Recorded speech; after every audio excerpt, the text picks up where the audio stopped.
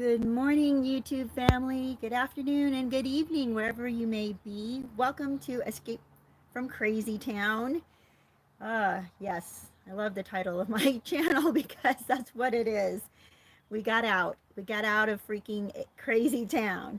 And welcome to Happy Crappy Hour, our live stream, our weekly live stream. So glad to have you guys here.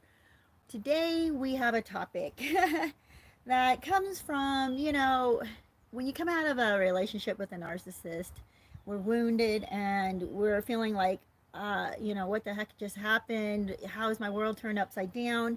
And a lot of us actually are devastated financially, physically, emotionally, psychologically. And as we get back on our feet, we start to think, you know what? How dare they? How dare they do what they did? And you might start thinking about revenge and getting back at the narcissist. A lot of us do. Actually, I can't imagine someone not wanting to get back at the narcissist for the devastation they unleashed on your life. And that's why I want to talk about this today, because that's the kind of thing that can also continue to destroy you. But there's a healthy and a good way to get back at the narcissist. And I'm not just talking about, like, have a great life type of thing. There are specific things that you can do. And you have to get into, I don't want to say get into the mind of the narcissist, but when you get to know what drives a narcissist, you know what really affects them the most. So we're going to get into that today. Hi, I'm not sure how to say your name. Hypatia, good morning. Good to see you. So glad you're here. Yeah, so I wanted to talk about this today and give you some pointers and some advice about what you can do to move on and have this beautiful life that's waiting for you. And that's what I want for all of my viewers, is to realize that you still have so much goodness left in your life, so many good things still ahead for you. It is not all lost. Hey, Obi-Wan, good to see you. Yeah, good to see you. John, good morning. Good to see you too. So I wanted to talk about happies and crappies first before we jump into the topic. And my happy this week is that this morning really, is I got to hang out and play with my dogs, and it's just so good. I don't know, you guys. I love pets. They bring so much joy to your life. They love you so much. And when you're good to them, you feel good too. They're part of the family. I call my dogs my babies. And I don't know if that offends anybody, but too bad if it does, because they are. They're my babies. They know it. They follow me around. Anyway, yeah, it's just so much good loving, right? Coming from your pets. My umbrella is twisting and twisting in a tiny little breeze we have here, so I'm going to try to adjust it. I don't know. It's a losing fight here, losing battle. But my crappy this week, let me think. There are things that have welled up in me. I kind of felt offended at something this week, and I was like, why am I feeling so offended by this? And let me tell you, when you take offense, it does eat at you. It attacks your self-esteem. It attacks your I don't know, just your self, your identity. You just wrap that all in there when you're offended. And I think that the best thing in life, really, one of the best things you can do for yourself in life is to not be easily offended. That is such a huge, huge thing in my life. For a couple of decades now, actually, I've been learning to not be offended. When you come out of a bad relationship, it's really easy to be offended because you're very raw, you're very sensitive. Everything seems to be, like a microscope on you, is how you feel. You feel like you just can't do anything right. And especially if you've come out of a relationship with a narcissist, you feel like everything I've done is wrong. I'm a terrible person. They've put you down so much that your self-esteem is pretty much nothing, right? Not there. So when somebody else treats you badly or is just simply rude, okay, maybe they're just rude, or maybe they're insensitive, They didn't mean to hurt your feelings, but they say something, but we take it the wrong way, and then we get offended. It is so easy to do that, and it just wrecks your life. It really does. It wrecks your day, it wrecks the moment, it wrecks you for maybe hours, or if it doesn't wreck you right away, it may kind of like drip on you for a week or a few hours or a few days, and it affects you. So that's the thing that happened to me. Actually, it happened recently. So, at first I was like, that's weird. I get this little thing that stands up on my neck, and I'm like, why am I feeling like I'm not comfortable with what that person just said? And then I try to brush it off, right? And then later on, I think about it some more, and then I'm like, how dare they, right? How dare they say that? And I started feeling more offended. And then I realized, you know what? I know this person, I know what their character is. And an easy thing for us to do is we start to attack their character. We start to go, oh, yeah, well, they're not that smart. They're not that, intuitive. They're not that, whatever, intelligent. They're not that, emotionally stable. What the heck do they know? It's easy to go there. But you know what? That then just destroys your relationship with them. So don't do that. You want to go look at their track record with you. And yeah, they've been there, they've been great, you've been good friends. Okay, they didn't mean it like that. Let's not take it like that. Whatever they meant, they meant. Just take it for face value. Take their words for face value, and don't don't worry about it. Like if they bring it up again and again and again, okay, then worry about it. Start, to address it. But in the meantime, whatever prompted them to say the thing that offended you, it might not even be about you. It might be about something going on in their life. So just let it be. So that was my crappy. And the point of crappy hour, you guys, is that we learn from our crappies, right? And we learn not to do it again. We learn not to allow that crappy back into our life again. So what I learned this week was, catching myself and recognizing like, wow, I'm offended. Why am I offended? And is there, you know, where can this offense be a good thing? No, it's not. It's not a good thing. It's not going to lead anywhere good.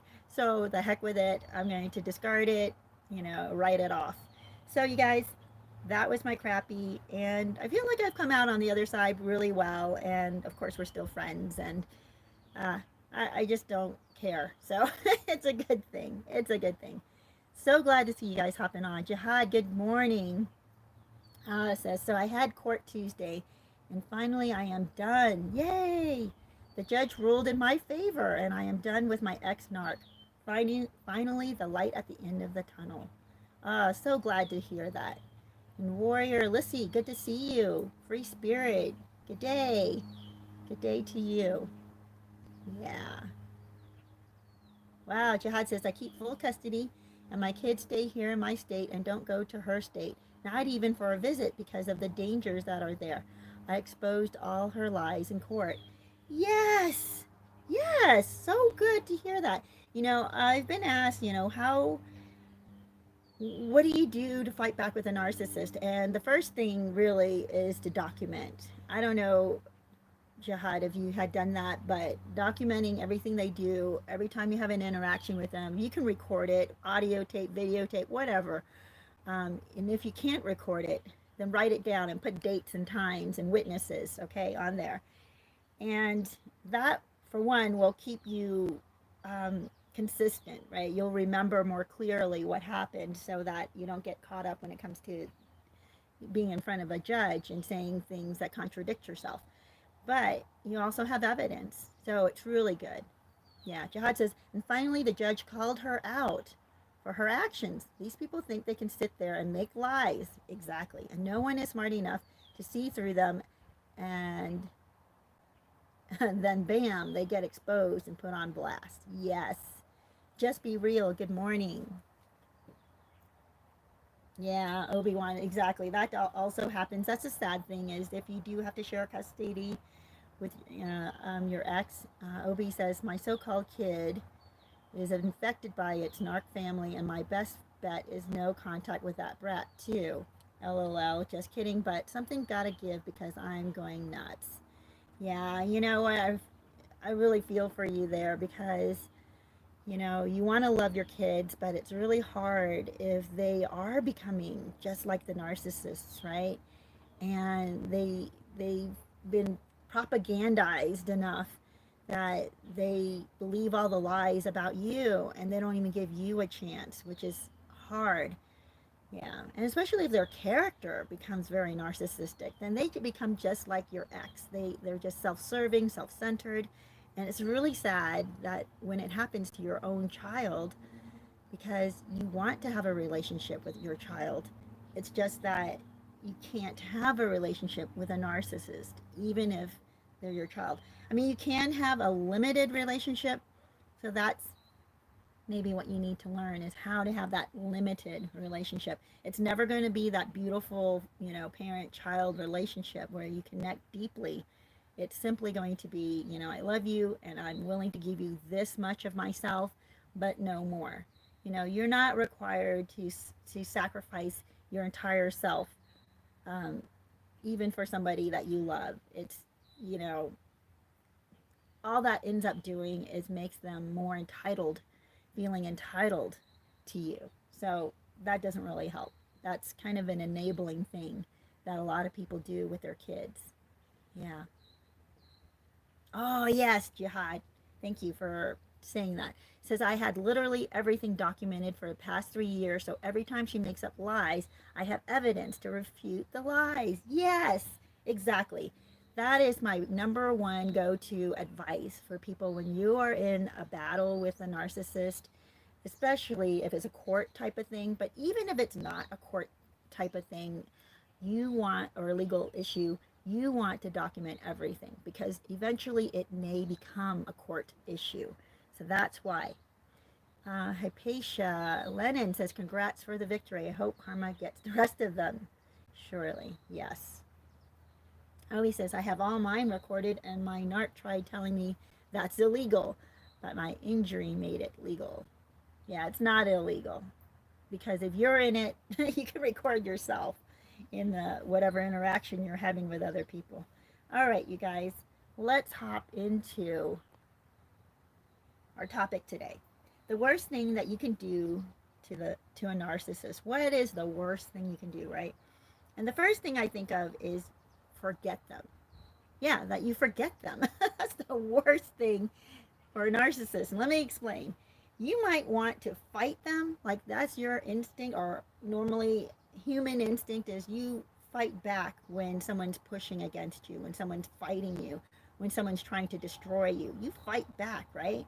That fight or flight instinct comes into play. And the thing with a narcissist is fighting back rarely ever works. Because, and I'm not talking about legal fighting, I'm talking about like, you know, fists and yelling and screaming and all out, that kind of arguing, fighting. The reason that doesn't work out is because the narcissist doesn't care, doesn't care if they get hurt. They don't care if they destroy everything that's within reach. They don't care. They don't care if they burn down the house that you guys are living in. That's why when you get involved with somebody who's like that, whose mental limitation, if you will, I want to call it brain damage, really. It's just brain damage. They don't think logically or rationally. They don't think long term. They don't think consequences or cause and effect. They just want to win. In that moment, they want to win at all cost. And there's a saying out there that says the most dangerous man in the world is the man that has nothing to lose. Well, the narcissist kind of feels that way, like they have nothing to lose. And so they must win at all cost. So that means destroying whatever they even share with you, right? They will destroy themselves. And I've made a video about this. They will destroy themselves trying to destroy you. So getting into an all-out argument, warfare, battle with a narcissist is generally self-destruction, you know, because you're walking into a landmine. You're walking into a minefield, sorry. So no point in that. There's just no point in that, because the narcissist will fight dirty, they'll fight illegally, they'll fight, they don't care if they go to jail. I mean, that's how ridiculous it is. They don't care what they do to you, they will go to jail. And I have a story about that for you guys. Oh my gosh. It was some time ago. I was watching a documentary in Australia. I mean, come on, right? It's and it has nothing to do with, at least I didn't think, narcissism. But what happens is, when I watch documentaries and real crime shows and stuff, I pick out attributes of narcissism, and I'm like, wow, that's absolutely nuts. It exemplifies this narcissistic behavior, and then I use that in my videos. Well, this documentary about Australia is about this principal who, I guess, expelled a few students, right? And in her whole time that she'd been at the school, I think it's a high school. So she expels this one student who was charged or accused, or I don't know, of sexual misconduct or something with other students. So I guess after a period of time, they finally expelled the student. His parents go berserk, okay? His parents are, this is why I think narcissists raise other crazy, criminally minded narcissists. So his parents feel offended that their son got kicked out of school. So and this is at the early stages of Facebook, so they started posting stuff on Facebook and lying and making up libelous attacks on the teacher. I'm sorry, on the principal. So about 5 or 6 families get onto this thread, and they start like attacking this teacher mercilessly.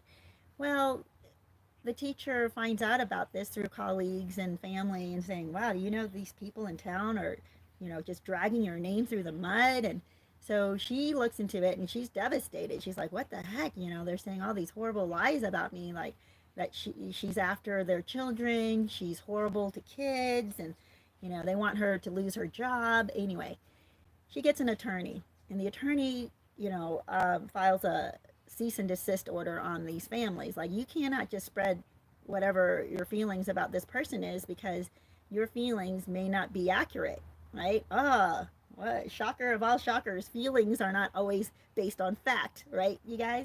But for narcissists, they don't care. They're just so mad, they're so angry, they don't care. So they're fighting and fighting, and eventually what happens is pretty much all the other families back down, except for that one initial family I'm telling you about. Everybody else backs down and realizes they were being a jerk. They got out of hand. They became like a mob, right? They got pulled into this mob mentality where they're just focused on destroying this woman who hurt their child. And so even though their child deserved to be expelled, right? But they won't admit that. Okay, so here we go, I guess, a year or two into this battle. It becomes a legal battle now between the principal and this one family. And this one family is relentless. Okay, so the father of that family goes to the principal's house, to her house, and she's watching TV with her husband and her 2 kids, right, in the living room, which is kind of near the front door. So they hear this banging, like crazy banging at the front door, and the principal's husband, goes to the door, and the father of that kid is screaming and yelling, like, open this door, I want to talk to you. And of course, like, someone banging at your door like that and they're screaming at you, you're not going to open the door. That's ridiculous. Like, no, whatever you have to say to me, say through the door. Well, this father goes berserk crazy, and I guess it's like 30 minutes. I can't remember. It's been a while since I watched this documentary or this interview, but it was something like 20 or 30 minutes of him screaming and yelling and banging at the door. So I think the principal started recording it, and she got video footage of him breaking down her door, like literally breaking it down, shredding it. I don't know what he hit it with, but her door had a glass window, on it. So he tore through that, and then he started tearing through the door. And the husband ran to the kitchen, grabbed a knife, and he's like, get away from my family, get out of here. So the principal's husband was trying to protect his family from this maniacal, crazy person. Well, they're interviewing the 2 different families, right? They're interviewing the principal's family, and they're interviewing that boy's parents. and the boy's parents say that they have lost everything in this legal battle. They went so far. They would not apologize. They would not see that their son, I mean, it wasn't the principal that accused the son of sexual misconduct. It was the kids who he was treating, whatever. I don't know exactly what he did, because I guess that's, they didn't cover that. But enough people had complained, or it happened enough times that they had to expel him. So they expel him. The parents go nuts. They spend 2 years in a legal battle with the principal because they want to be able to smear her name all over town, get her fired, destroy her family. They want to create a mob, so they enlist other parents, to attack her. They get together in a group and they start saying all kinds of nasty, horrible things about her. And yeah. And they egg each other on to the point where it gets brought to the principal's attention. She gets legal help. The lawyer's like, hey, this is illegal. You cannot be just going out there and saying whatever you feel like saying about a person, and spreading lies about them. If you have facts and you have proof and you have evidence and, things actually happened, that's one thing. But if it's just based on your feelings and you being offended, that's not fact, right? Okay, so these parents, they spent everything. They lost their life savings. They lost their house. I think they lost their car. They're now renting at some place. I think the father lost his job because he's a psychomaniac, right? And they're still pushing. They're so bitterly angry. And they cannot see, even during this interview, 2 years after the incident has happened, their son is like, let it go, right? He's not interested in pushing for this. It's just the parents at this point pushing. And the interviewer asked the mom and the dad, do you regret, do you see anything wrong with your behavior? Do you see anything wrong with coming to the principal's house and like tearing down her door, threatening her family? Can you kind of see how that's threatening to her family? No, they couldn't see it. They're like, no, we didn't do anything wrong, and we would do it again. And you're like, what the heck? And their justification was, both the mom and the dad were saying, we just wanted to talk. That's all. We just wanted to talk, and she wouldn't be reasonable and talk with us. I was like, wow. So do you guys see? This is why I use examples like this. When you go into a full-on head-to-head battle with a narcissist, it is pointless, because they will destroy everything in their path in order to destroy you. And that includes their own family. They will destroy their own financial, whatever they have going on financially, right? They will destroy their own home, their own savings, everything they have. They'll destroy their own relationship with their son, which is the whole point of this, right? Like, the whole point is that they supposedly love their son and they want the best for him. They couldn't move on. No, they couldn't move on. They couldn't hold their son responsible for his own actions. Oh, I remember what their excuse was for that. They said that their son was being influenced by his friends. And that's why he conducted himself the way, that's the reason for his misconduct at school. So right there, they admit their son committed a misconduct, right? But they blame it on his friends, not him. So they want his friends to be expelled for what he did. And I'm like, wow, that's crazy. How about you teach your son how not to follow the crowd and to think for himself and to make good choices for himself? That is not what narcissists do. They don't do that. They blame other people for their own actions. They act as if I had no other choice, right? And this is kind of an innocuous situation. The other crime shows that I've watched are of murders. And that's where the narcissist feels like, I had no other choice. I had to do that. And you're like, in self-defense, I understand it. But they twist self-defense to the fact, like, oh my gosh, they'll twist it to make it seem like, well, they were emotionally murdering me. It's like, no. They can call you every name under the book, in the book. And you cannot go and murder them. All right, that is not. I mean, it's horrible. You know, being bullied and all that is horrible, and there needs to be some way of correcting that if you were really bullied. But a lot of times what you find out is the narcissist is the bully, and they just keep insisting that it's everybody else because they didn't get their way. So you guys, the very first thing I wanted to point out, and we went on for a while because I wanted to share that story with you because it's such a good example of when you go head to head with a narcissist. Not that this principal had any other choice, but you and I, we do, right? If you're not in a legal battle, like, I'm sorry, you know, like Obi-Wan is, or Jihad, you guys are in a legal battle, so you have to go head to head. What I mean is, when you are discarded or you discarded the narcissist and you're out of that crazy town now, do you go back in to fight them? Do you go back in to clear your name, where they're smearing you at the local bar where you guys used to hang out? Like, who cares? Let that go. It doesn't matter. Find another bar. Find another circle of friends, because if your friends are taking the narcissist side, they were not your friends, right? Just let them go. Find people who are more clear-headed. So anyway, you guys, going head to head with a narcissist will only destroy you. They will come after you with everything they have to hurt you if they feel like you are attacking them or if they are offended by you. It's absolutely nuts. So here's the deal. I mentioned this earlier, the very first thing, and I have 3 points for you guys, actually, things that you can do that are the worst that you can do to a narcissist. The first one was to forget them, to forget about them. You guys, that's the absolute opposite of going head to head with them, because head to head with them gives them supply.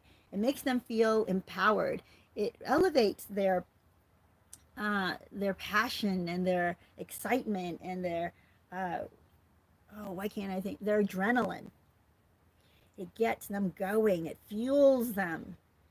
But if you forget about them, what are they going to do? I mean, they can try to throw a tantrum, but then you ignore it. It's like a child throwing a tantrum. If you ignore that child, they look around and they realize, oh, I don't have an audience here, and they'll stop throwing the tantrum. Or they can throw the tantrum till they exhaust themselves. You know, they may scream and scream and scream until they exhaust themselves, and then they're done. And that's it, right? While in the meantime, you're out in the garden pulling weeds or mowing the yard, or, you know, or going shopping. You go out and do your errands and you go on with your life while that child is screaming and yelling their head off, right? Trying, you know, to express their feelings. Oh my gosh. Feelings are great. I love being passionate. I'm a very passionate person. But feelings of anger and offense and jealousy are not based on reality, and they can destroy you. So be careful when you start to have these horrible feelings that just overtake and blind you to what's in front of you, to reality. And that's why I also started off this morning when I was telling you about my crappy, and it was about, you know, I felt this little prick of offense, and I was like, oh, before it got ugly, before it destroyed a relationship, before it started eating into my brain and taking me over and making me obsessed, I just attacked it. And I was like, the heck with this. Why am I offended? You know, I had to ask, why am I offended? And is there any truth to that? And once I realized, like, nah, not really. You know, I know who I am. I know, and actually I was offended for somebody else. And I know this other person, so I'm not going to take offense for that other person, you know? And I just felt like, you know what? The opinion of one person or the statement of one person may not have even been an opinion, may have just been a comment that they made. And you take it like, oh, that's their opinion of that person, which is what I did. I was like, you know what? It's not an opinion. It's just they said something, and I don't know why they said it. I don't know what the heart is behind it, or what what resulted in them, you know, having, you know, saying what they did. And it wasn't a horrible thing, by the way. They were just like, they kind of thought maybe the other person wasn't seeing the truth about something. That was about it, right? And I was like, what do you mean they weren't seeing the truth? They're a really good person. They're really smart. They see the truth. That's where I was going. So stupid, right, you guys? But when you feel offense for somebody else, you just feel hurt for them. And the deal is, this other person doesn't even know that this happened. So why am I feeling hurt for this other person? It just makes no sense. That's my empathic side, you guys. It's so bad, right? So that's where I say feelings are wonderful. Being passionate is wonderful, but check yourself. Check yourself if you let it get out of control. And it didn't get out of control. It was like barely a few seconds that I thought this. And right away I was like, well, no, it's, the person who said it, I know they meant well. I know them really well. I know that they, whatever they think, it's not a big deal. Anyway, moved on. No offense was taken. All right, you guys. So, number one, the worst thing that you can do to a narcissist is cut them out of your life. Cut them out. That's it. You go no contact. You block them on social media.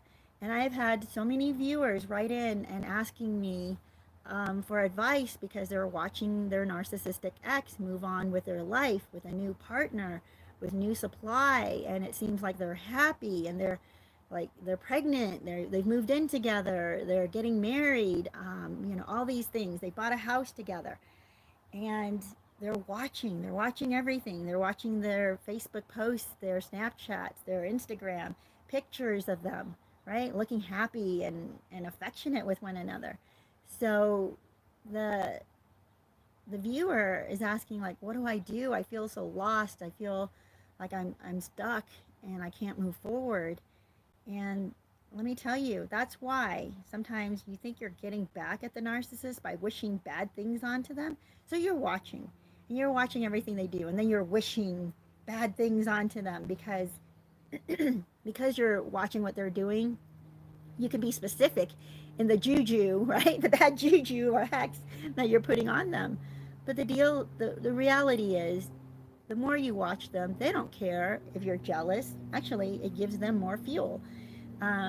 They think that, wow, you're obsessed with them. They must be really something for you to get so obsessed with them and not be able to let go.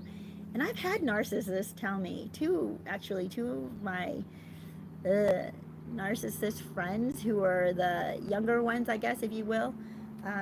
In my life, I've had like 4 or 5 narcissists that I've gotten really close to.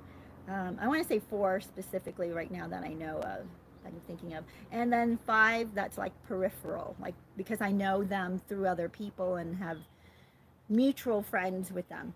But the 2 younger ones, I remember they were bragging about how unforgettable they are, right? How others keep pining for them, how their exes keep calling them and pining for them. And, it gave them fuel. They thought, wow, look at me. I'm so hot. Everybody wants me. One was a woman and one was a man. And they both exhibited the same type of behavior, feeling like they're unforgettable. One was an overt narcissist, and one was a covert narcissist. So that was kind of funny and interesting. But a lot of times covert and overt narcissists have very similar characteristics. It's just how they handle themselves in crowds or individually with people that's slightly different. Okay, you guys. So cutting them out of your life, because what gives them fuel is you. Whether you're giving them positive or negative feedback, it doesn't matter. It's still fuel for them. And they want access to you so that if or when they have a need for you, you're there. So you do not want to give them that access. You want to cut them off. Do not invite them into your life. Don't share things with them. Don't give them updates on how you're doing.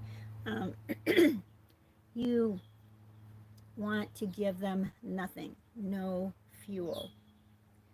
All right, that is number 1. Let me see, you guys. So many of you guys are hopping on, and I'm sorry that it's taking me a while to... I just wanted to share with you some of these things. Free Spirit, good morning. Oh, I think I already said that. But good to see you here. Went back a little too far, maybe. Yeah, it's hard for me to follow this while I'm telling you the stories. Otherwise, I get distracted. Jason Pressler. Okay. Responding to somebody saying, just need to start small. Any step forward is good, even if it is just a 1 inch shuffle. Gaming art with Marmar and more. The narc is paying for it. I've been patiently documenting his abuse for 2 years while he has been running around being a big shot after I helped his career. Yeah. Yeah. Document, document, document. That's what you do if you're in a battle with a narcissist. Don't choose to be in a battle with them, but definitely document any interaction you have with them and what you happen to come across with them. When they cross your path, document it. Put your time, date, record it if you can, and write down any witnesses.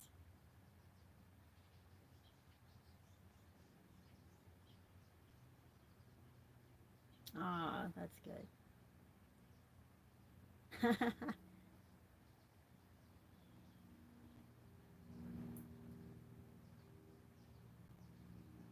Yeah. Sorry, guys.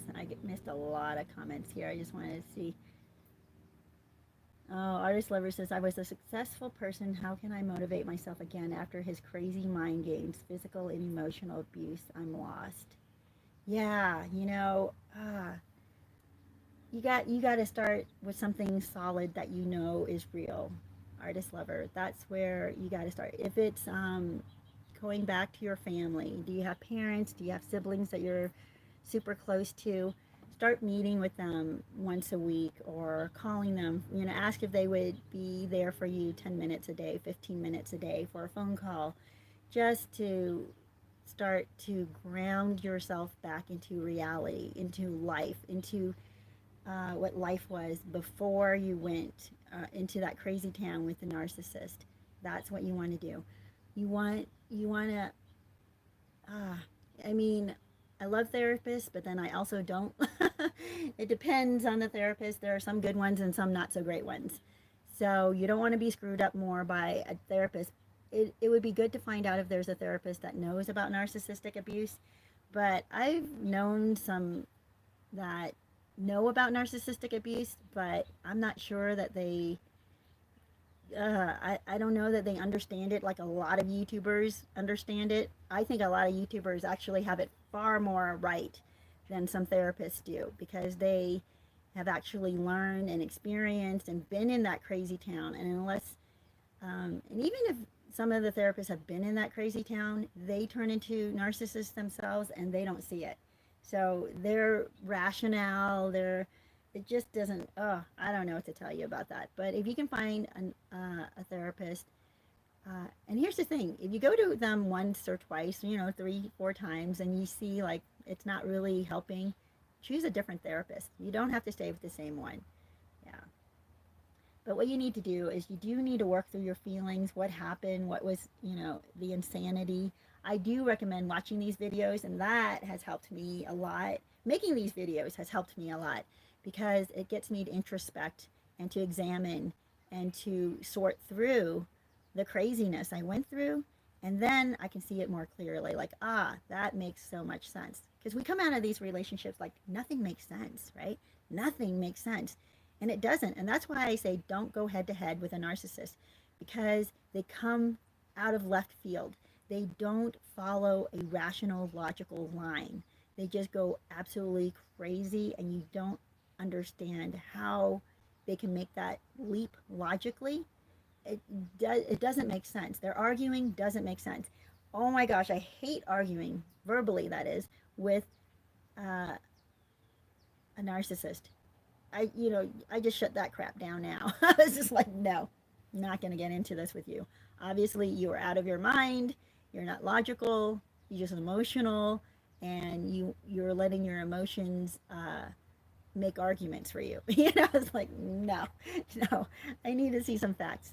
Anyway, you guys, yeah, it is hard to get back on your feet, but if you listen to some of these and read the comments and see like, wow, you're not alone. It is crazy out there. These people are nuts. They are not logical. Then you're able to stop trying to make logic out of it. You can stop rationalizing what they did. And when you stop doing that, the world starts to make sense again, right? The world starts to make sense again. All right. Oh, Rissa says, I'm trying too hard. Too hard. This pain is horrible. I've been growing and changing from the things I hear you say and knowing that others have gone through the same thing. That's Lisa Buford. I'm so glad. So glad.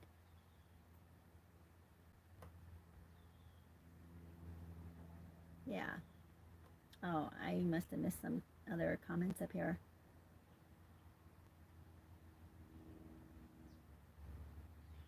You know, another thing I want to turn you guys on to really is health, okay? There are so many good things out there that are healthy for you. And I'm not talking about all these protein shakes and all that. Eat more fruits and vegetables. And I know they're like, oh, stay away from fruits because they have sugar. But guess what? Eat them in their natural form. Don't drink juices. Juices is the extraction of sugar from that fruit and you lose the fiber. Anyway, point is, start thinking about what things you need to do in your life that just starts to make you stronger physically. And one of the things might be to add something good to your life. Like maybe you keep eating what you're eating, but then add something like, say you don't eat a whole lot of vegetables. I started eating just 1 carrot a day. Just 1 carrot a day. Like add that to your diet. Or I love frozen peas, the sweet ones, right? The baby sweet peas. So I've started doing that as well. I don't always have the carrot anymore, but I love the frozen sweet peas. I'll let them thaw, but then I just eat them straight. I mean, they're delicious. And I eat like maybe a half cup of that a day, which is great. It gives me energy. It makes me feel good. Just adding something to your diet. I mean, I still eat hot dogs and hamburgers and pizza and pasta and all that, but because I added the peas, it's sort of like, it's weird. It has this effect on the rest of your eating habits where you start to choose a little bit healthier as you go. So I'm eating a lot less sugar, just automatically. I mean, this has been a process. I would highly recommend that.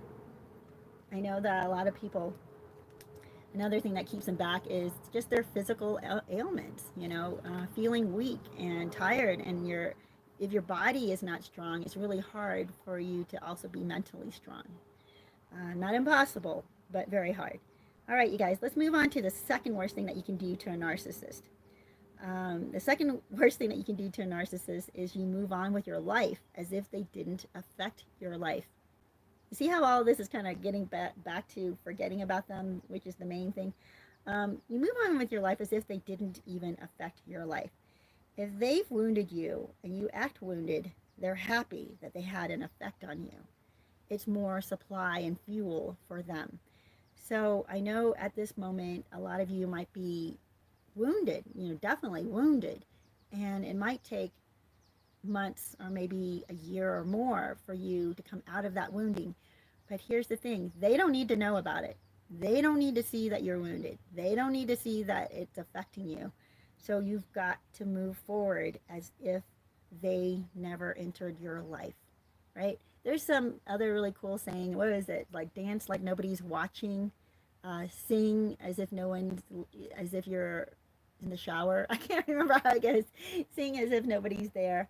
Yeah, it's like live your life as if nobody else can affect it, right? Including the narcissist. And even though your past and your mind may come back and attack you, because we attack ourselves mentally. We pull ourselves down. We remember the negative things the narcissist said, and we again start to criticize ourselves. But there are moments when we're not doing that, and that's when you want to propel yourself forward. You want to say the good things about yourself and push yourself into a positive direction. Start saying positive things about yourself. Start saying good things. Oh my gosh, you guys, that's another really wonderful thing you can do is daily affirmations. I don't do this anymore, which I probably should start doing again. I remember at the beginning of my healing, I did do this. I would give daily affirmations to myself. It was really weird and awkward, and it probably will still feel weird and awkward if I did it today. But just say to yourself, you are a good person. Say your name, whatever it may be. You, Obi-Wan, you are a good person. Riss, you are a good person. You are beautiful. Free spirit, you're amazing. You know, you're a caring, loving person. Say these things to yourself, and you will be you're sowing seeds of positivity into your mind, because so many seeds of negativity had been sown. You need to overwhelm those. Oh, I don't know if you guys know this, but in lawn care, the really beautiful lawns, they don't need any weeding. And I'll tell you why. Because the healthy grass is so thick and healthy that it pushes out, it smothers out any weeds that try to grow. So even if dandelion seeds land in the grass, if the grass is healthy and really strong, it chokes out the weed. So that's what we want to do in our minds. We want to sow seeds of positivity until it chokes out all the negative seeds that were sown into us when we were children. If you were raised by narcissists, when you were in that relationship with a narcissist, you want to drown out those weeds. You can pluck them out, but what you'll see is like they regrow. It's crazy. They regrow, right? So keep plucking them out until your mind is healthier and healthier to the point where it just drowns out that negative, horrible weed, right? The weeds that the narcissist planted. So number 2 again was, don't act wounded. Even if you are wounded, don't show it to the narcissist, and don't share it with your mutual friends who's going to get it back to the narcissist. It only fuels the narcissist. And then they're going to try to play with you. You know, they're going to come and just happen to be driving by your house, or just thought they'd check up on you, just thought they'd, you know, and they would keep interjecting themselves into your life because they are looking for supply. They know that you're affected by them. They see that you're wounded. They hear from your mutual friends that you're still crying about them. So they want to feed off of that misery that you're feeling, right? That they had an effect on you. Remember what I told you about the 2 younger narcissists I know? They bragged about how unforgettable they are, and how much their exes are still pining for them, and how much their exes are still trying to get back together with them, and checking on them. And I don't know, they love it. They think that is a badge of, I don't know, something worthy, right? They think that it's worthy that they've been able to affect somebody to that degree. So don't give them that. Don't give them that satisfaction. The third thing I want to talk to you about, the worst thing that you can do to a narcissist that is no longer in your life, it is so awesome, is you do better than them. You know, I know that a lot of people are like, how do I even get to that point? You will, though. As you heal, as you plant these seeds of positivity in your head, as you start watching life-giving things, and that's why I talk about jokes as well. And I do have a comedian for you guys today. Oh, I forgot to post it onto this. I'll put it in the comment section when I get out. I'll give you a link to his comedy thing. He's so hilarious. So, you know, when you are not sure, like, how am I going to get better? You start small. You do. You take these little steps. But sometimes they're kind of big steps, and you don't even realize that the foundation you're building is huge and strong and incredibly sturdy. Comedy has pulled me out of Crazytown so many times, and that's why I want to share it with you. Comedians, and I watch dry bar comedy because it's all clean comedy. I'm not a big fan of nasty comedy, so I mean, I've laughed at stuff like that before. Not to say that I haven't enjoyed it. I have, but generally I don't only listen to that, because it gets, after a while, it just like makes you feel dirty. It makes you feel like ick, you know.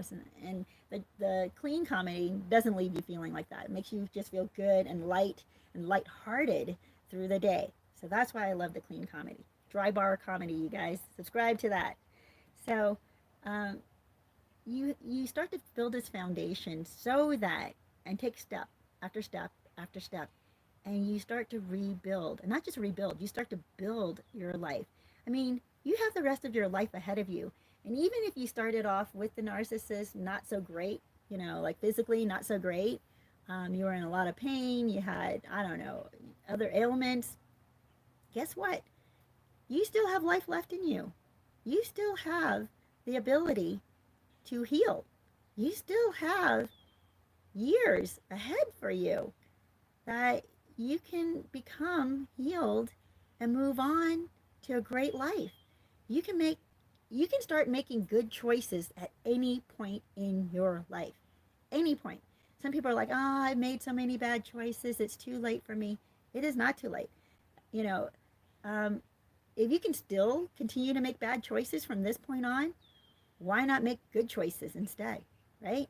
So if you still have years ahead of you, uh, and you choose, I don't know why you would, to make bad choices, what's the point of that? Right? What's the point? You're making bad choices emotionally, but making meaning like jumping into other relationships right away, moving too fast, doing all the things that narcissists do that destroys relationships, becoming offended easily, becoming paranoid. Before you heal yourself, don't just jump into another narcissist. I mean, another narcissist into another narcissistic relationship, but any relationship, just the romantic relationships, that is. You don't need to do that. It only distracts you from working on yourself, distracts you from working and healing in the areas you need to heal. So here's the thing: as you improve, as you get better, you're getting healthier mentally, you're getting healthier physically, you're getting healthier financially, you're making better choices. Stop buying stuff you can't afford. Who the heck are you keeping up with? And they don't even care that you're keeping up with them. Or if they do, why should you care, right? Why should you care that they're laughing at what car you're driving? Oh my gosh. Growing up, I have cousins who are more materialistic than I am, and it was so important to them that they wore designer clothes and drove nicer cars. And I bought a car that I could afford, okay? I bought a car cash. They bought a car with car payments. So, of course, their car was nicer. But here's the deal: I didn't have the debt. It was like, I don't care. But they laughed at me. They laughed at the kind of car I drove. They said, friends don't let friends drive your kind of car. I'm not going to say what it was, but because I don't want to put down this maker of the car. The heck with them. Who cares? Who cares what they think? Let them drive themselves into debt. Who cares? And even if they are successful and they can afford the nicer things, still, who cares what they think about what you wear and what you drive? Be happy with yourself. Yeah. Anyway, you guys, so as you move on with your life, get yourself, I'm sorry, I went on a sidetrack there about being financially responsible. Don't buy stuff you can't afford. Start buying stuff, putting money aside for special purchases. Don't put it on credit. Start paying off your credit cards. Get back on your feet. Yes, little by little. And it doesn't take a whole lot, but you just keep moving. They say what? 1,000-mile journey starts with one step, right? 1,000-mile journey starts with one step. It doesn't start with 1,000 steps, okay? It doesn't start with 1 mile. It starts with one step. So that's what you want to do. You want to start making these positive changes in your life, making good choices, positive choices in your life. And then before you know it, you're going to be like, wow, I am so far ahead. It is awesome. So when you do this, what happens is the narcissist will be watching you. Remember, you're not even watching the narcissist anymore. And here you are.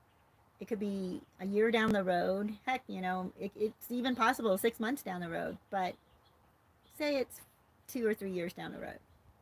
And you're doing much better. You've got that job that you always wanted, or at least moving forward in your career. And you've got some savings. You got a nice place now. It might be humble, but still a really nice place. And you're moving forward.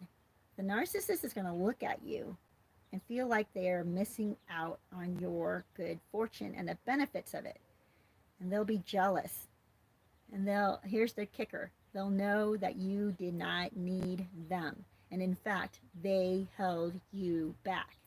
Yes, that is how you I don't want to say get back at a narcissist, but that is one of the worst things you do to a narcissist is show them like, look at how much better off I am without you. Oh my gosh, I can do so much better without you.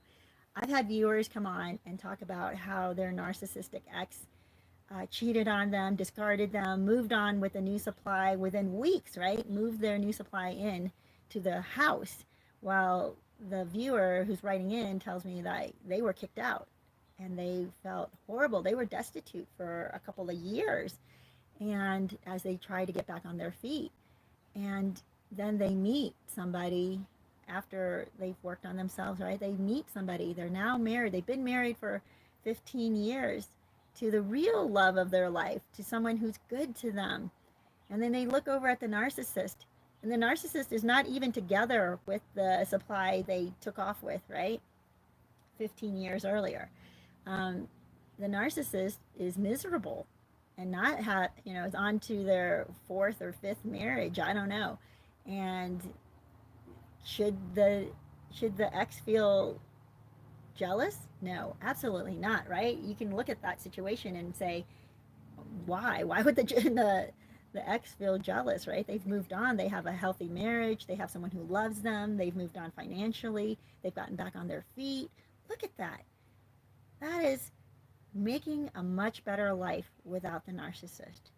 Oh my gosh, you guys, I have an example, a personal example of that, where my uncle, same thing. He was a total jerk. He wasn't the sole breadwinner of his marriage with my aunt. He did earn more than she did, though. She was a hairdresser, and he worked in an office for, I'm not going to talk about it, but I guess a mortgage company or something like that, a financial institution. And he got retirement, so he stayed there long enough to get a retirement. He even got disability because he injured himself while he was at work one time. So he got that on top of his retirement. And here's the thing. When he divorced my aunt, he was sleeping around left and right. He was beating her, total narcissist. He was just so into himself. And one of those things, too, where he just felt like he's so handsome that, it's a tragedy that he stays married and faithful to one person, right? Oh, God's gift to this earth, right? So he divorces her eventually after she'd been beaten multiple times and she wanted to get away from that. He got mad at her for wanting to get away from him abusing her. So he divorced her. Well, he's thinking, I'm doing so much better than you. How are you going to get on your feet? You're just a hairdresser. Who cares, right, about you? Well, here's the deal. She went on to, do well doing her hairdressing. She saved some money. She stayed out of debt. She even had family come here, and they helped each other. They were each other's own little community, and they lived together. I mean, they shared one little tiny apartment, and they didn't each have their own room. They shared a room. And this is a grown person, a grown adult, right? Having to do this, she has children even. So you're like, wow, she had to start over again like she was a college kid or even a high school graduate. So how in the world can she get back on her feet? Well, she did. She got back on her feet little by little, one step at a time. She met a guy who, I think it's through work. She used to cut his hair, and I guess she still probably does. And they fell in love, got married. They bought this really beautiful townhouse. It's just beautifully decorated. It's so high quality. It's, she keeps it so clean. She goes to these discount stores to furnish it. And anyway, she looks like she's doing great. She's doing great. She also started going to church and finding faith, in something bigger and outside of herself. She and I have great conversations. I love hanging out with her now. We have great conversations and such hopeful, good things because she knows the misery I came out of and I know the misery she came out of. And for us to see each other both do well is just encouraging. So you guys, I want you to have that. I want you to have that hope for yourself. You can make it out of this. You can find good things in your life and you can rebuild no matter from how little you have, right? No matter how little you end up after the narcissist, you can build a good life for yourself. Um, and it doesn't have to take 15 years to build, by the way. I think she got back on her feet within, I want to say, probably 5 years, because really she had nothing. She had financially nothing. Um, and she had to start over.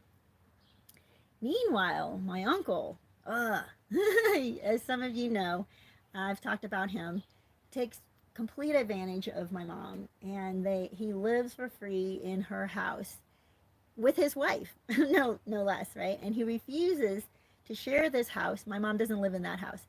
He refuses to share that house with renters that could bring her income. So any renters she's ever had in that house, he has scared away. And then he complains to her how horrible each of these renters are, and how, just awful and morally corrupt they are, which they were not. I mean, he's the morally corrupt one. He's a jerk. And he lives for free from there, and he still draws his retirement, but oh my gosh, I've heard stories about him, about how he tries to, you know how narcissists are. They try to build themselves up more than they really are, and they try to be flashy with money they don't really have. So he's trying to belittle people, to act as if he has more than they do, act as if he's more successful than they are. And he's not even in this country. He's in his home country. He moved back to his home country, and this was like 4 decades after he's been away, or 3 decades, I guess. So he, maybe, I don't know, 2 or 3 decades, maybe, yeah. So he got into trouble with the people in that country, in his town, because of his big mouth. His total big mouth, putting them down, acting arrogant, throwing his money around like he has money and they don't, because it's a third world country. He's got retirement here in the U.S., so he looks like a big shot, and they're like, wow, he's got money, so he acted like that. Well, he got on the bad side of some people who did not care for how arrogant he was, and how how insulting he was to them, that they would beat him up. He had gotten beat up a few times, and I think that's why he doesn't live there anymore, and that's why he lives here now in the U.S. in my mom's house for free. So you guys, it just doesn't get better for them. It just doesn't. And the crazy thing is, my mom covers for him. I don't hear these stories from her. I hear these stories from his children and from my other aunts and uncles. So she, though, this is the deal with narcissists. They cover for each other. They devour each other, no doubt. And they hate each other. But then there are times where they will align with each other against everybody else, right? Because they're using each other. They're using one another to attack the others who are not playing the game with them. So that's my mom's and my uncle's relationship together, which I think is really horrible. But, I stay out of it. I let it be. Just waiting for her to wake up one day. But, narcissists rarely, I have yet to see it. I have yet to see a narcissist wake up. So we'll see what happens there. Best thing for you and me to do is stay out of the line of fire. Stay away. Forget about them. Keep them very limited in your life, if you do keep them in your life. And I do. I keep my mom in my life because she's still the grandparent to my children. She's, still a part of my life. I want my children to know, not necessarily the bad parts, but to know that they're loved, at least, right? She doesn't treat my kids the way she treated me. So, I'm like, okay, that's good. That's good. So anyway, you guys, I want to see how you guys are doing and what kind of things you're saying. So we're going to hop on here and see. All right. My computer is not responding properly. Oh, here we go.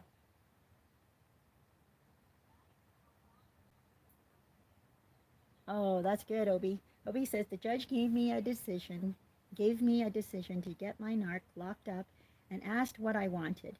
And thanks to these channels, I told the judge I want no contact. And the judge understood. Oh my gosh. My husband and I went through something with a narcissist a few years back. And she totally swindled us. Um, and I wanted to get back at her. I wanted to take her to court. And my husband said, no, you want no contact with this person. The sooner we cut our losses with this person, the better we are. And now, and this is before I knew about narcissism and NPD. Now looking back, I agree. I'm like, wow, my husband was so wise to have known that back then. Back then I thought, how can you let her get away with that? How can you let her get away with thousands of dollars of, totally swindling us and taking advantage of us? And he's like, look, she's moving. She's going to get out of our life. We just want to let it go. And then we find out from her ex-husband, who called us at some point to ask for, we knew where some of his property was. And we're like, no, we don't. And when we told him a little bit about what happened with us, he goes, yep, sounds like she screwed all of us. I'm like, wow.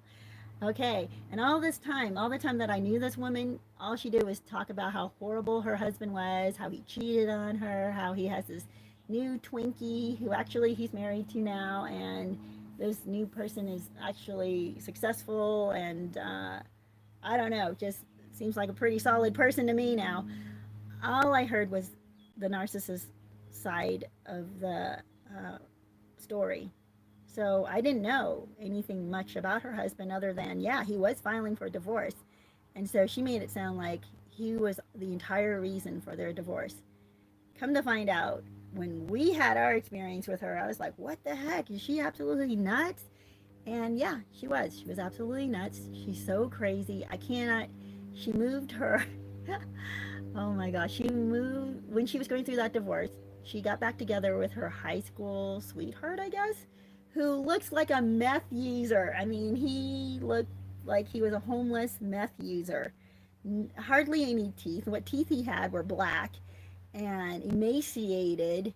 I mean, the tiny little bit of interaction I had with him, I mean, nice guy, I guess, when he's sober or not on drugs. Um, but I mean, not that he said anything. It was really weird because he said maybe 3 words,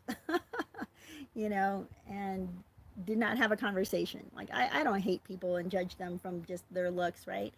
But after I was like, wow, I guess, she loves this guy, good for her. I'm glad they're together. But the more I learned about this woman and what she did to not just us, but to others that were in her life, the more I go, wow, she's absolutely Looney Tunes, absolute crazy town. So my husband was right to cut our losses and move forward.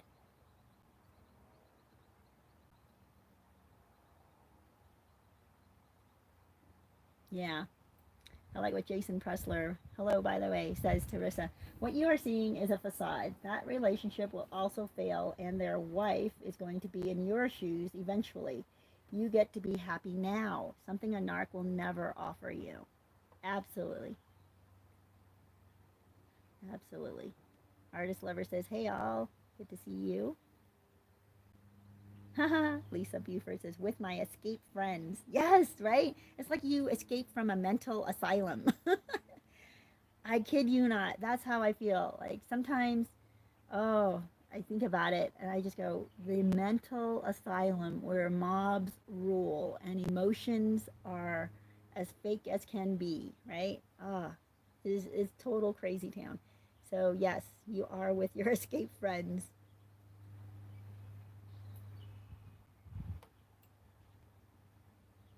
Oh, nice. Gaming art with Marmar and more. Hi, it's Numo using my daughter's tag today. Oh, okay. I'm driving, so just listening in. Oh, that's cool. Tina C, good morning. Okay, let me see. Oh, yeah, artist lover. I had read this earlier. I hope that you are getting some encouragement and feeling like there are a few things that you can do right now to get back on your feet.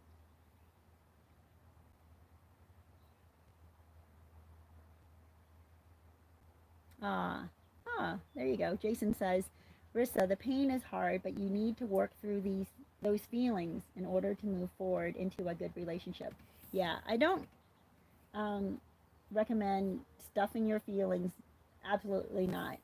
You do want to acknowledge that your feelings are real. Your feelings of loss is real because you did lose something you thought was going to happen. You did lose something you thought was going to be permanent. You lost that fake future. Even though it was fake, you thought it was going to be real. So you do need time to mourn the loss of the relationship that you thought it was going to be and the future you thought you were going to have. But then when you ground yourself in reality and you start seeing things for what they really are, and you make that list. Oh, by the way, I do want to tell you, artist lover, another thing that you can do is make a list of all the horrible things that your ex did, the narcissist did to you, right? And maybe even to other people that you witnessed, things that they had done. Now, take that list. It's a physical list. Write it on a piece of paper or put it in your phone, right? Somewhere that you can have access to it all the time. Because what will happen is when you start to doubt and think, well, maybe it was just my imagination. Maybe I was being too hard. Maybe I was not forgiving enough. Maybe I didn't allow them, enough access to me. Maybe I wasn't, whatever. You blame yourself. When you start doing that, read that list. It will bring you back to reality. Another time to read that list is when you start pining and missing the narcissist, right? When you start pining for and start missing the narcissist, and you're like, oh, I miss the way we were. I miss the weekend getaways we used to have. I miss the awesome, physical side of things. When you start thinking those things, read the list. It will bring you back to reality, and you won't feel lost. You'll feel grounded. All right, you guys. Let me see what else I have here. Oh, yeah.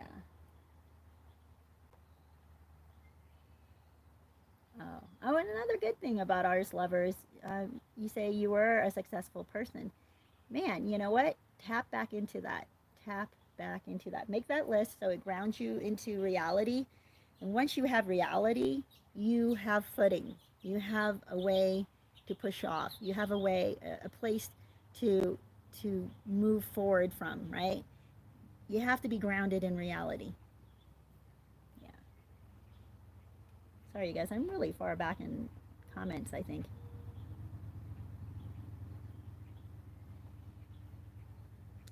Let me, whoops.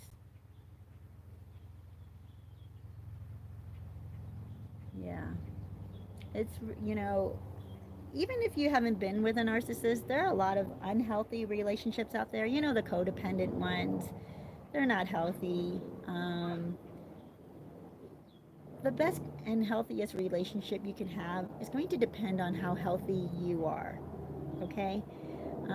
Because if you're ruined and wounded and you bring that into a relationship with somebody who isn't ruined or wounded, it's still going to be an unhealthy relationship, right? Because you might push that person away. You might damage that other person. You might use tools that were used on you, unhealthy tools that were used on you, on that other person who was healthy. So be careful of that. You don't want to do that. So that's why it's so important to start strengthening yourself physically. Oh, by the way, physically, one of the things I started doing, not just adding vegetables into my life, raw vegetables, like even a carrot a day or an apple a day, you guys. Oh my gosh, what a difference it makes. Just pick something. If it's not, alternate even if you want. So, carrot one day, apple another day, green peas, sweet peas another day, or snap peas, or green beans, whatever you want to do. Um, awesome. It's awesome stuff. But also start doing something physical. Like start stretching, start doing yoga. I mean, you don't have to do an hour of yoga, but do some of the stretches that are shown in yoga. Even just doing that for 5 minutes a day. I mean, who doesn't have 5 minutes, right? If you're watching a show, do it while you're watching a show. Do some stretching, get on the floor, do lunges. That's what I started doing as well. just start getting yourself better. And I know, like, oh, even if you have ailments, do things that you can do. Do move your body in the ways you can move. And the way I see it is whatever, I've heard someone say, you only need to exercise the muscles you want to keep, right? So I kind of attribute that also to you only need to stretch the parts of your body you want to keep.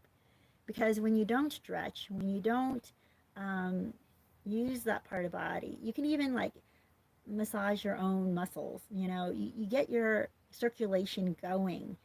So get your body moving. Even if you're just sitting on the couch for a while watching a movie or TV or whatever, you can do stuff, you know? Anyway, yeah. Yeah, Obi-Wan. There's no such thing as a good person. Only thing good anymore is God. And that's why we want to imitate him. I know some people may not feel that way, but for me and Obi, we do. So, uh, yep. And you're going to find this too. I like that. Obi also says, my friends come to me for advice dealing with their narcs. Yep. Funky Friday. Good to see you. Meditation is also good to do. Yes, you're right. Meditation, prayer. I just love it. I love it. Listening to positive messages on YouTube. That's why I also recommend comedy, because it gets you out of your, it breaks up the sadness, the depression, the downward spiral. It elevates you.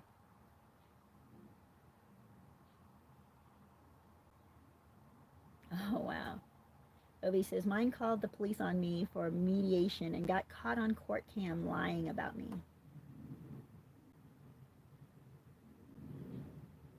No, yeah.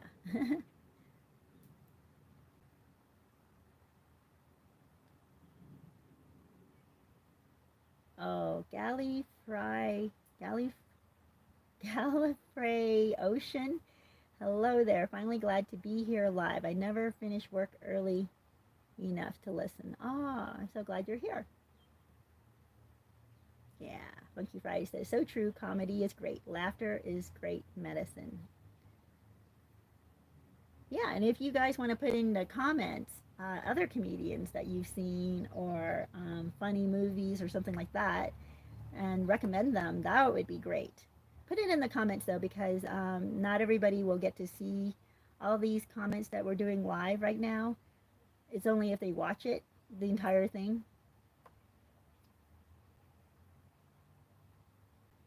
I like that.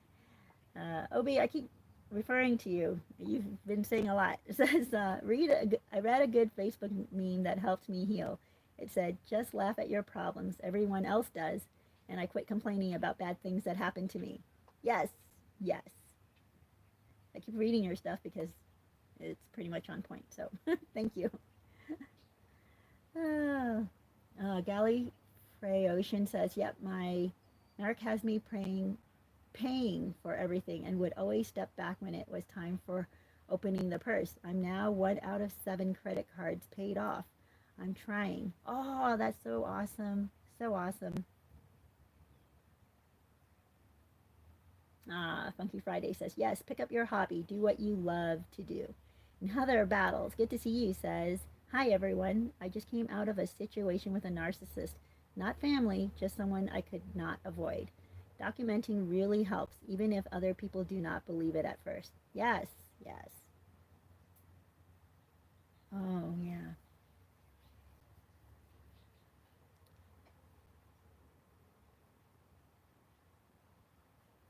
Yeah. Obi says, things get too out of control with the narc. I just block them. But some narcs actually want to laugh with the hurt people too. Oh, yeah. Interesting. Monkey Friday says, do narcs recognize each other? Narc to narc? I want to say they may recognize someone as being a narc, but they don't realize that they themselves are a narc. So they might say, oh, I really can't stand that other person because look at how arrogant and how much they always talk about themselves, right? because they steal the attention. So they might see another person who becomes the center of attention as a narcissist because, obviously, uh, they want the attention for themselves. Totally crazy. Cynthia, Ava, good to see you, or Ava. My daughter's father still in my life as an odd sort of friend. Yeah, it's limited, and I've done this, done videos about that too. You can have a relationship with a narcissist, but it is limited. Do not elevate it to something higher than it is. Okay, it's when you elevate it to something higher, it's like security codes. You then give them access to yourself. You give them security clearances that they should not have, like to your finances, possibly to your emotional well-being, possibly to your physical well-being. You don't want to give them access to those things, so you have limited relationships with them.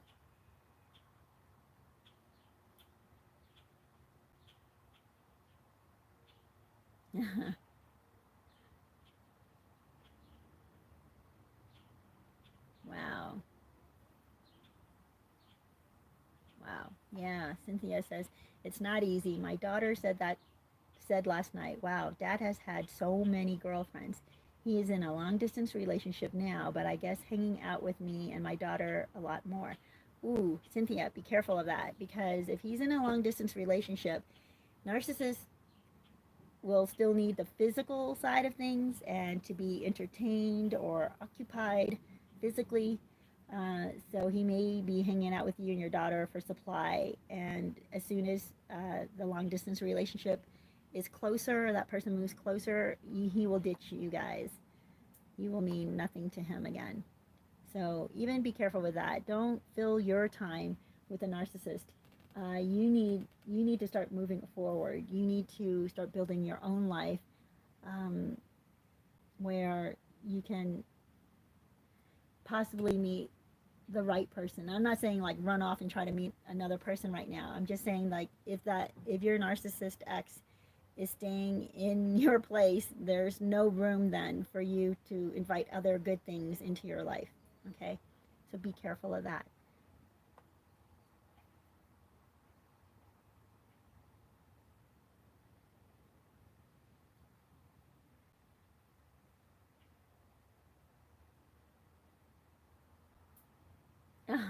Wow. Cynthia says, we mostly get along now. He can be overly critical and at, at times harsh even, but nice enough, I suppose. His girlfriend is a therapist. OMG, I still see the signs of the NPD. Yeah, so be careful of that. Aw, that's good, Obi-Wan. Yeah, a lot of times, we come out of these narcissist relationships and um, we adopt some of the survival tactics, the some of the, not just survival, just behaviors of the narcissist, right? And we start to question, like, oh my gosh, am I a narcissist because I'm behaving like them? No, you're not a narcissist, but you do need to work on those traits and to reduce them and stop from using those tools that the narcissists use. You have to question yourself. You have to examine yourself. You have to find out where you're wounded so that you don't use those tools. Yeah, there's a lot of work to be done in that area if you come away from a narcissist relationship and you're behaving like a narcissist too. Yep. But you can be healed, and that's the good news. The good news is you can be healed and you can get your life back in order and you can have good, healthy relationships. You don't want to take your narcissistic ways, right? The things that you learn from the narcissist into any of your new relationships, because it will automatically destroy those relationships. Yeah. Okay, I think I might be almost caught. Oh, I don't know. Hold on. Oh, yeah.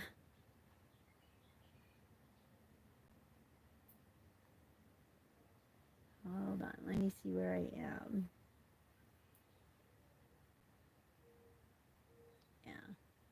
Well, you guys, let me see. We are coming to the end of our hour and a half. So I'm going to let you guys wrap up your conversations. I do want to go over again, just real briefly, uh, that when you may be tempted to go head to head with a narcissist. And my advice to you with that is let other narcs do that, right? Other narcs that come into your narc's life will go head to head with them. Let them have that all drag out, crazy as heck fight. You don't need to be a part of that. Narcissists will have to fight all, on their own. You don't want to be the one to fight with them. And you might think like, oh, well, that's how I'm going to get back at them. That's how I'm going to show them, they can't treat me this way.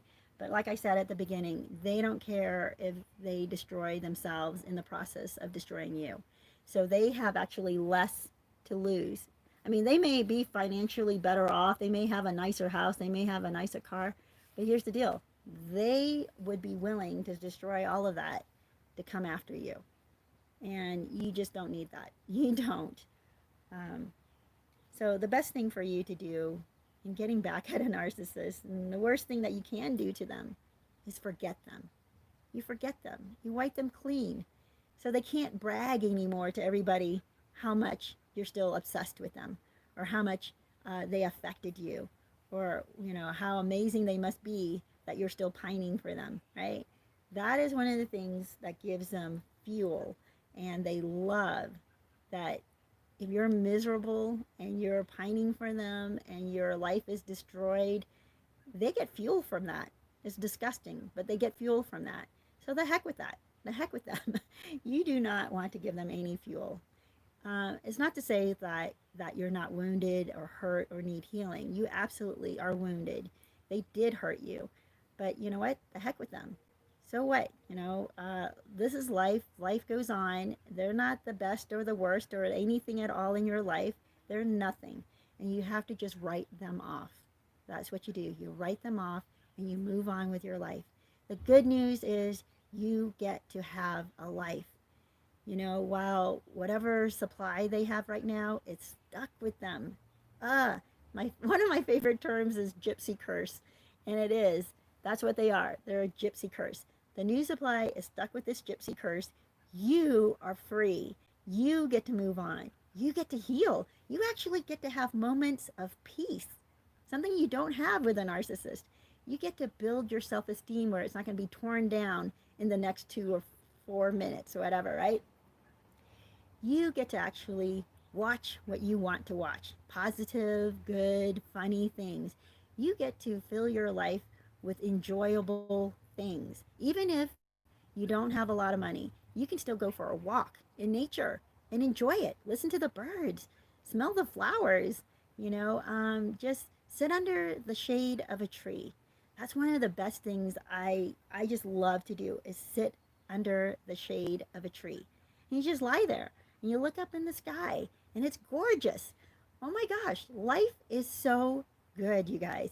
Life is so good without a narcissist in it. It's the best. Everything, it is unwritten. It is whatever you want to make of it. Make good choices. Move forward. Leave that narcissist behind. Forget about them. That's what you want to do. And you're going to find, like, 1 year, you're going to look back and go, wow, I can't believe I came out of that really dark, terrible pit. And I don't feel dark and terrible and miserable, which I don't either. Oh my gosh, there's so many things that pop into my head. One of the things I got recently, a comment, which I then deleted because I'm like, the heck with this kind of person. By the way, when you heal, you get to choose who you keep in your life. Yay! You get to choose what kind of people you want to keep in your life. And then you just cut off the people that you don't care for, who are going to bring negativity, who are going to bring you down, who are going to be critical and mean and bullying. And I'm not talking about people who will speak truth in your life, by the way. People who speak truth in your life are good. That's good to have. But people who are just mean-spirited and angry and miserable and hateful, you can cut them out. It's so amazing. So that's, that happened kind of recently, and I cut that person out, and I was like, yeah, Felt so good. Felt so much relief. You don't need to be under the thumb of anybody. Your life is your own to live. So, you guys, I hope that you enjoyed this Happy Crappy Hour. I hope that you enjoyed this channel. If you got anything from it, please subscribe. Please hit that like button. Put in a comment and share with me what comedies you like to watch, because we want to share laughter. I will be putting in the comment a comedian I saw recently, which I think you guys will get a kick out of. And what else? Trying to, oh, don't forget to watch a video or a commercial once in a while for me, even if it's just 30 seconds of a long commercial. You don't have to sit there for, some of these commercials are like an hour. It's ridiculous. But watch 30 seconds of it. I get to have, I don't know, a few pennies payment for it, but it helps. It does. So I appreciate that. And if you can let one of the shorter commercials run all the way, please do that. Thank you. Thank you for doing that. I appreciate it. And I love you guys. I will see you next week. And just remember, you have your life. It is yours, and no one can take it. You get to choose now. So blessings to you. Choose wisely. Choose the good things. And I will see you here next week.